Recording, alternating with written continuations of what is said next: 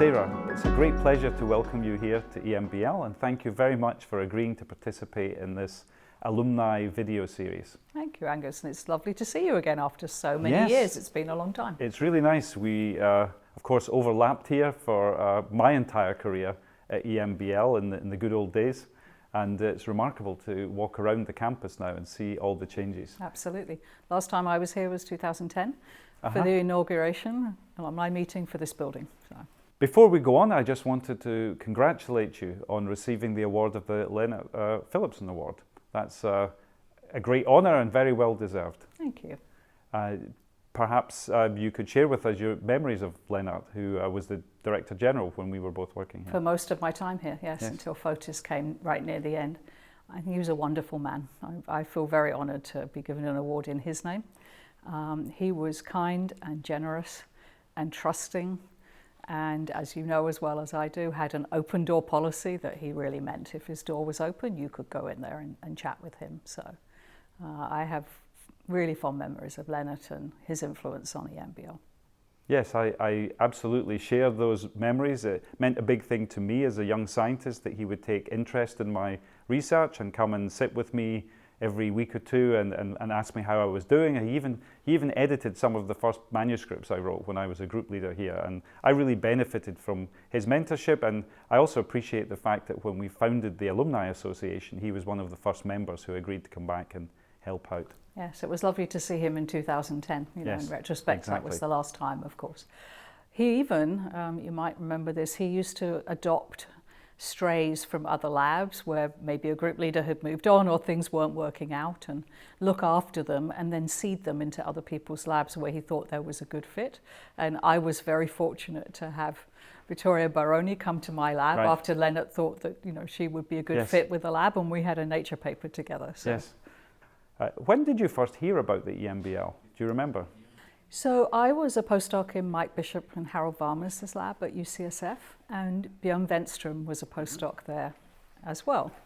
And I had gone back to London and was working at what was Mill Hill, National Institute for Medical Research, after my postdoc with Mike and Harold. And things were going well there. And one day I get a phone call from Björn Wenström saying, you know, I'm at this place called EMBL. I think he'd come when Lennart had come, was he Swedish as well, and asked me if I would come out and take a look because he thought it would be a great fit for me. And so I did. And the rest, as they say, is history. The rest is history. What were your first impressions when you arrived at EMBL? I really liked it a lot. I just liked the attitude of people. I liked the idea of small groups, and I worked at the bench for almost all my time at EMBL still, right? I was not one of those who wanted to give that up. I'm just a science nerd. And so for me, it was very appealing. I didn't think about, you know, the grants-ish side of things or teaching it, because in those days there wasn't so much anyway.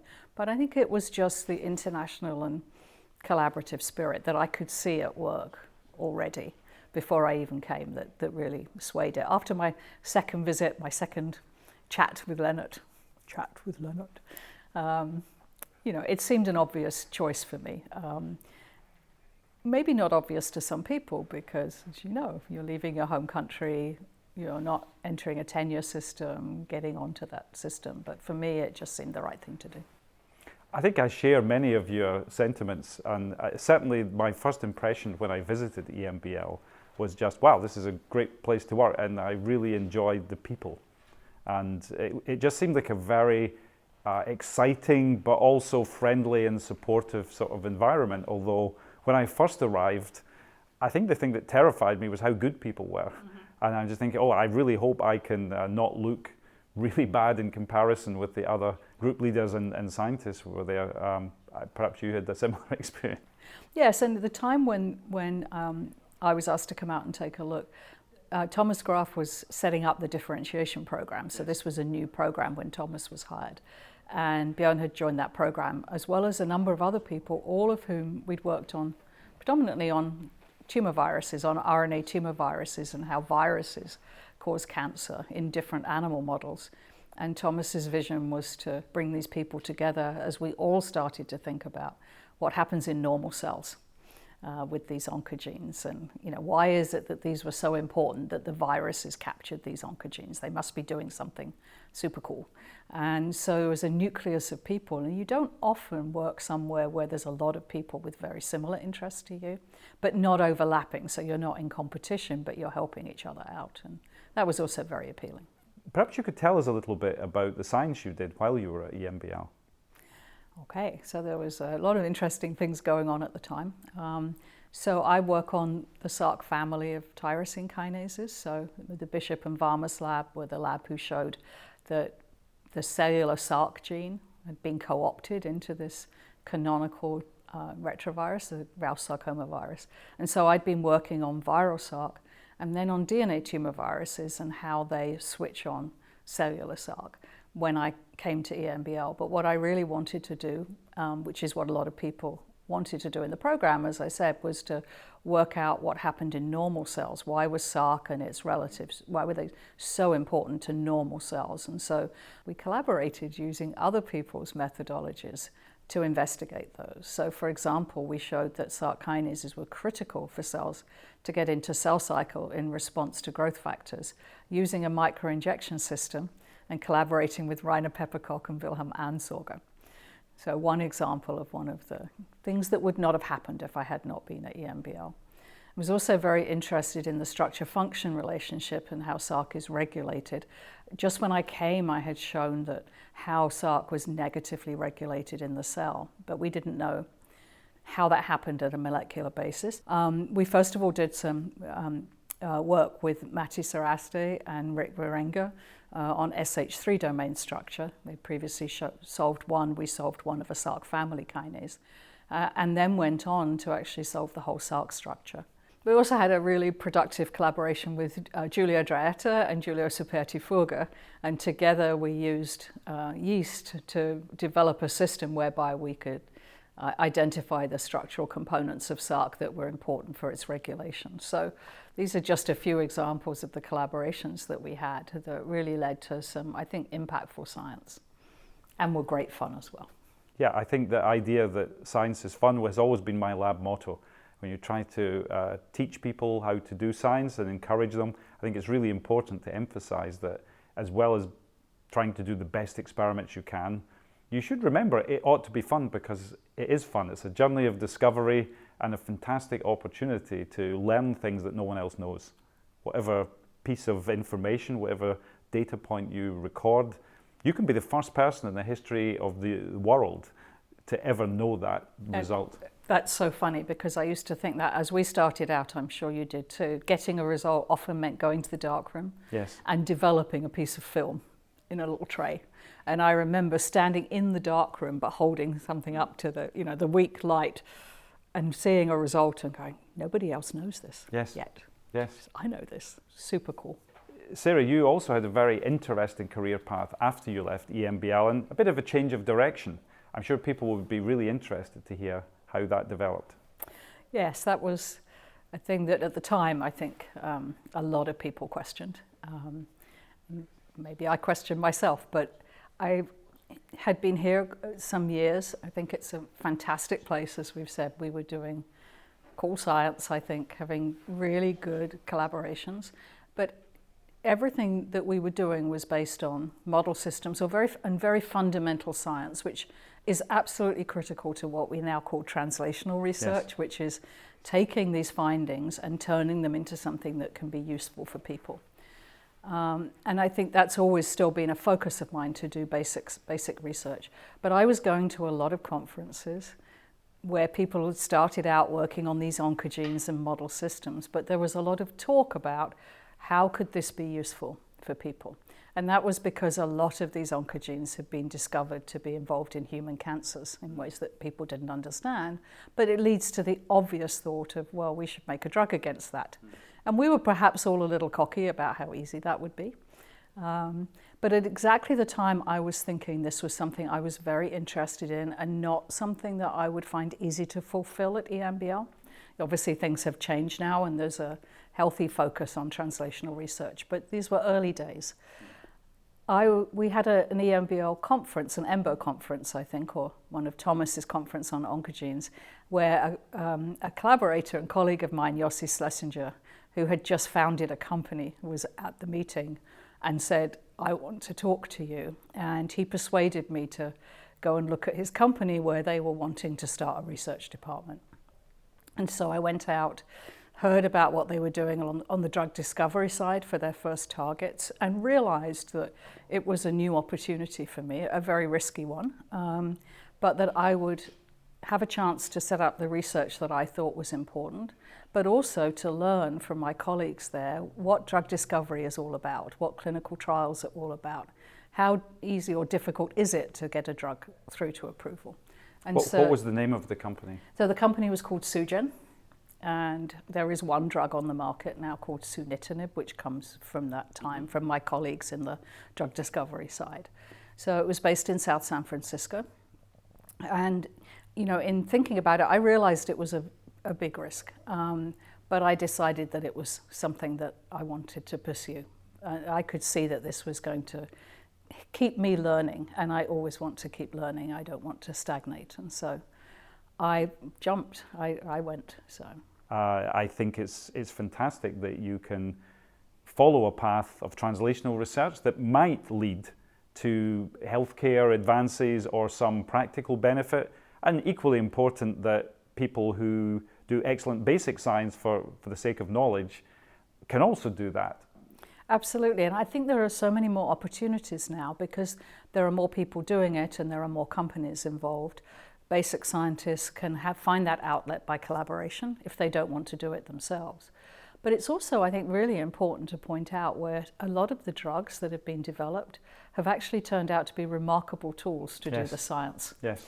And so these things have gone in both directions, Yes. which has been very rewarding to watch as well. Yes. What advice would you give to young scientists today, or even older scientists, let's not be ageist, who are considering shifting the focus of the research from a purely academic environment into a biotech company or a pharma company? So I think it's very different depending on what level you do this. A lot of people want to do it after their postdoc, for example, so after their PhD, which is easier if you're a chemist or a bioinformaticist, but not so easy if you're a biologist, or after a postdoc where you've gained more training.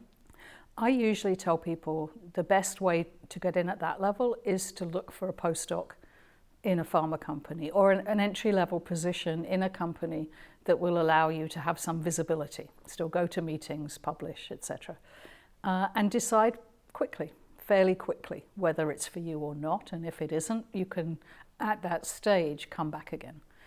It gets a little more difficult in the middle ranks, I would say.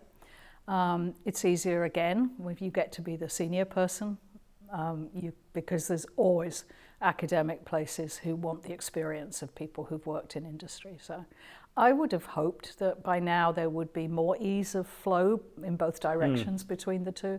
I still don't see as much as I think would be healthy. Yes, I think it is a challenge, and I think from my own experience and observations, it's important that we both keep emphasizing the importance of great translational research and great basic research, because without great basic research, some of the tools that are discovered don't become available, or there's just some projects where maybe industry doesn't want to take the risk. And I think it's really important that society keeps funding high risk, high gain work, because it opens up new vistas and opportunities which you can then take advantage of. Absolutely. I think we all have so many examples of discoveries that were made that no one had any idea had any relevance to medicine. Yes. And yet, you know, I think the famous British example is, of course, monoclonal antibodies and the failure to patent them, which puts British science where it is today.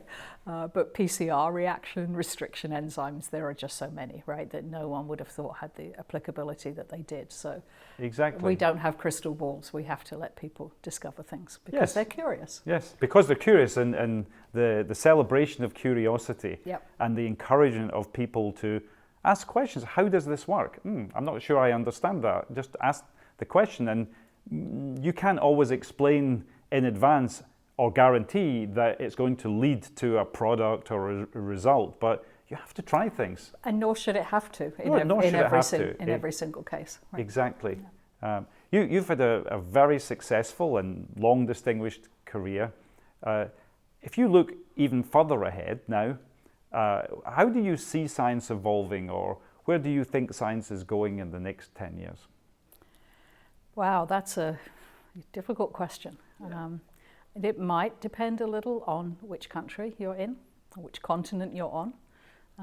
I'm very worried, and as you know, I'm based in the States and spent most of my career, all of my career once I went to Sugen in the States.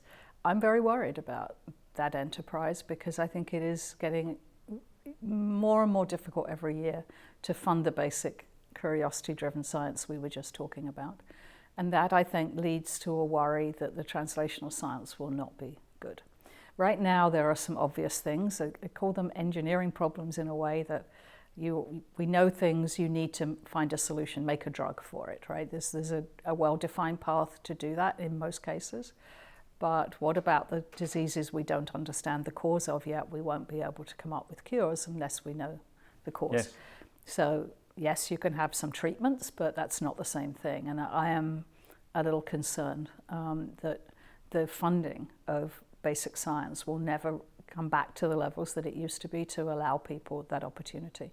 You know, pay lines, the percent of grants that get funded in the States now, I think the last I heard for all but new investigators are something like the 8th percentile.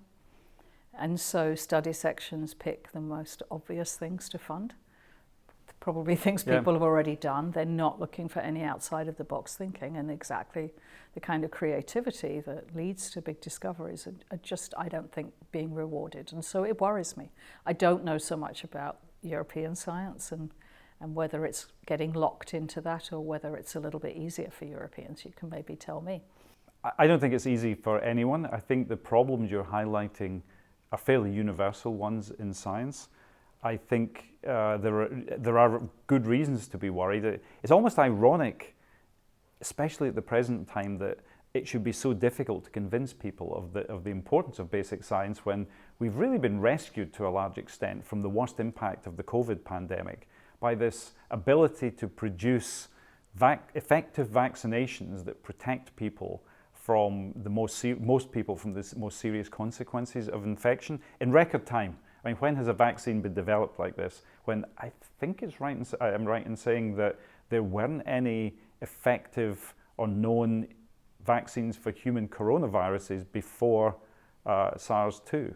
And this really came about because of great basic science being translated and delivering new technology. And yet, at the moment, I have no confidence that the governments are going to then say, hey, we can see how valuable basic science was, let's put more money in there. I think that's right. I mean, I think there was some effort for SARS vaccines, but the money was not there. I think, the big difference here was response to a global pandemic that turned out to be much more consequential than SARS or MERS. Was a lot more money going in. Now we have the danger that, those kind of solutions will work in the future for anything when they won't, right? The reason that I think they could tool up so fast is because there'd been so much basic research done on coronaviruses after the previous. Yes. And we call them pandemics, but epidemics of disease. For sure. Yeah, and that just reinforces the point again of the importance of having a broad knowledge and a broad range of expertise. I really think the point you made resonates with me about funding committees, especially when money gets tight. I think inevitably or typically they become very conservative. There's not much money to dispense, and so they want to make sure all the money and all the grants are going to produce something rather than thinking, well, if it produces something, if I could be really confident it produces something. They don't want to fund things that might sound like good ideas, but there's a higher risk they don't in the end produce something. And then you don't have these innovative, groundbreaking inventions. And you can correct me if I'm wrong, but I have heard that in Europe, what happens is that the money tends to go to people. That person is a safe bet. They've produced in the past, so we'll put it there. Whereas the study sections in the States, who you are, only as good as your last paper, if you will, right? So it doesn't matter who you are, they're going to go to whatever sort of latest paper got published. And I think neither are correct. Both of them need to be weighted to the other side. It needs to be part the person, because of course, as a friend of mine likes to say, past productivity is the best predictor of future success. That's probably true. When you get to established investigators, but they need to be weighted both to the science and to the investigators. Yes. So, and you have to definitely ensure there's a valid path for young people who don't have the same history and track record to still be evaluated fairly in any such competition. And I think that happens in the States in the study sections that I've chaired. There is a separate scoring line and a separate sort of set of evaluations for young investigators. The question is, do they fall off the cliff when they're no longer classified as a young investigator? Yes. So, yes. But as in many of these things, we need a mid-Atlantic solution. I do think that an organisation like EMBL has a fantastic opportunity to play a leading role in inspiring people and to engage with the public and communicate in a very transparent and easy to understand way the excitement of science and the type of people who go on to become scientists. And I've shared before that probably the biggest thing that got me into science, inspired me as a very young child, was the moon missions and just seeing, humans being able to go on rockets to the moon, and the idea that you could do something that had never been possible before. Hopefully in the area of life sciences, we'll also see some major advances that are comparable in importance. And that, of course, in your own career, being able to contribute to bringing new drugs on the market that might mean that some people walk out of a hospital who otherwise wouldn't, must be a very inspirational message. It certainly has been. When I left Sugen, I decided not to stay in pharma. I didn't want to be a pharmaceutical executive because I still liked the science and being at the bench, even if I wasn't working myself, standing next to the person who's doing the experiments half the time. And I based what we did since then on part basic, to understand fundamental mechanisms, in my case of cancer metastasis, how cancer spread around the body, and partly on how are we going to change that?